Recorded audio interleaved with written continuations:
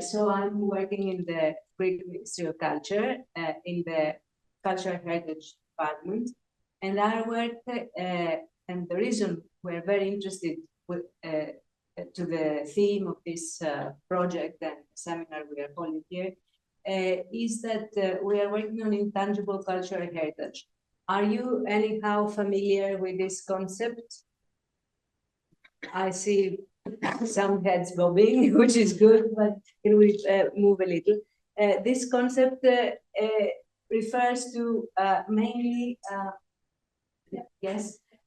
to knowledge and community, know-how, techniques, and people that do it.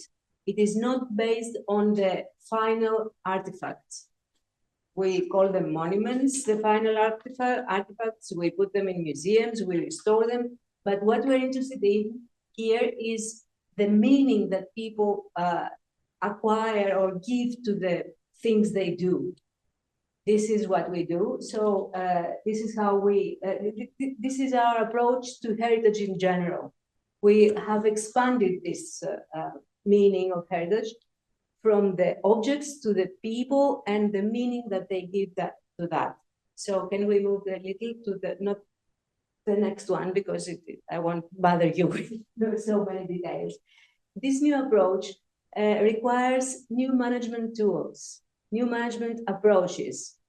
And the first thing is that, and I'm getting very soon to what is the main thing of this seminar. The main thing is that when you see heritage as a process, which is actually is, and not as an object, you go beyond, first of all, a defensive, how can I say, mentality towards heritage.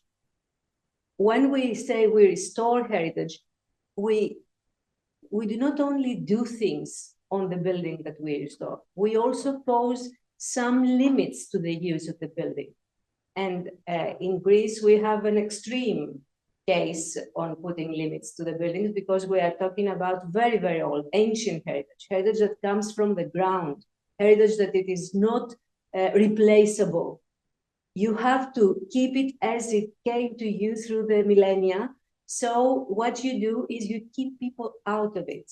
But when you're talking about living heritage, about the skills, the techniques that the stone masons or the wood masons know, or the wooden shipbuilders know, you cannot keep those people out. If you keep them out, the thing is dead. So the first radical difference is that in this approach to heritage, what we do is we want the people in, we want to empower the communities of practice.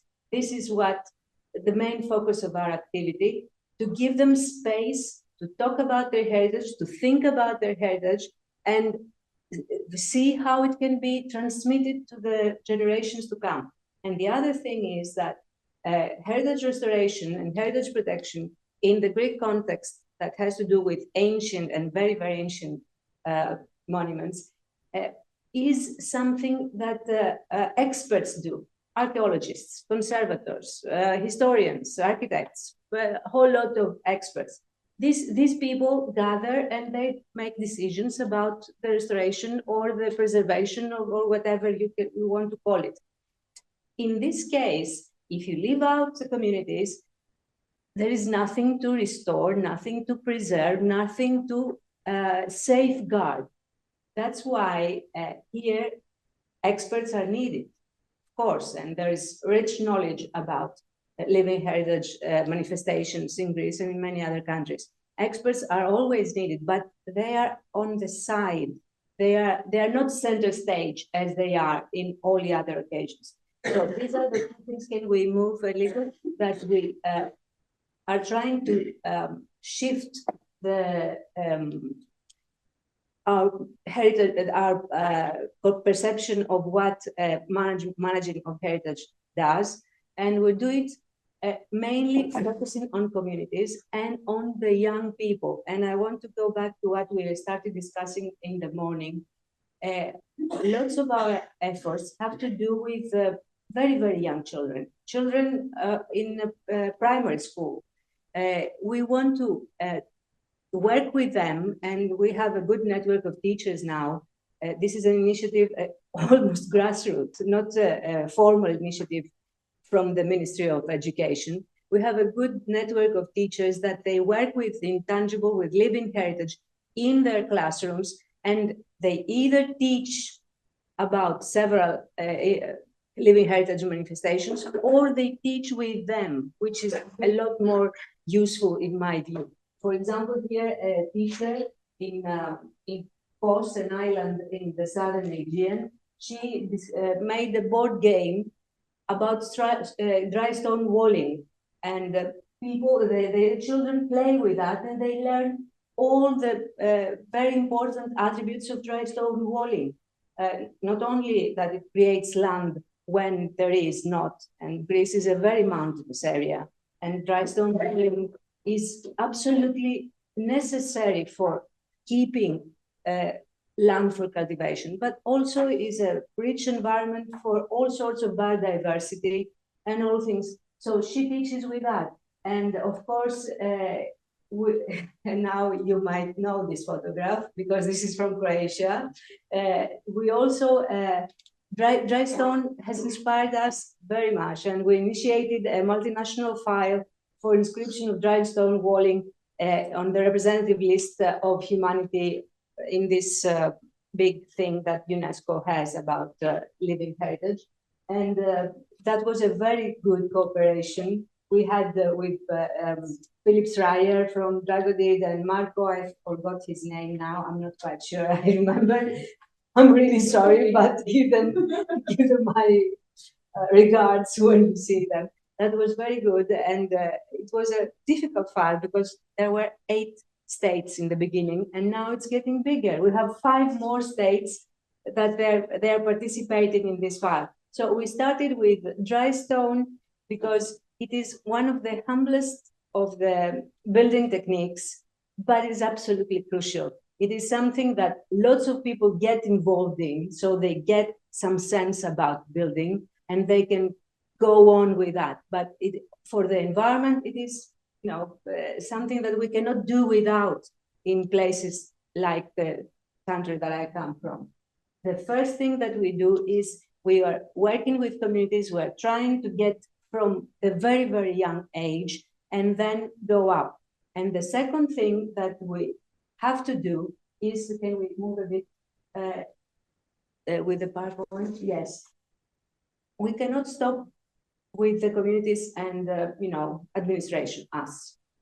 If you're talking about living heritage and skills, techniques, know-hows that are in our lives, they produce things that we need, and they are in the commercial network. You have to engage lots of others. For example, wooden shipbuilding, and you see 2 people here building a new small boat, is a very important technique. It is very well connected to building techniques in general, because people who can build good houses can build good ships as well, and vice versa. Is an aspect of building wooden ships and boats and whatever size. So those people in Greece, they carry a very unique know-how, but they are not taught this. They acquire this skill in the shipyard, and it requires a very long and painful process to get this orally by seeing somebody and doing. So the first thing we do here is to refer to other bodies of administration, the Ministry of Education in particular, so that they can start a school for preserving this unique technique, but in the new environment that young people need it. And then we have to face all sorts of other difficulties, problems with taxation, problems with security, social security regulations. So we need to engage lots of other actors. And this is the other thing that we are trying to navigate in this. I think I should stop here, just saying that the Greek Ministry of Culture had initiated in the 1950s one vocational school for marble craftspeople in an island in Dinos, which is famous for its craftspeople. They were renowned in all in a broad area, not only in Greece, from Russia to Egypt to Vienna. They were very well.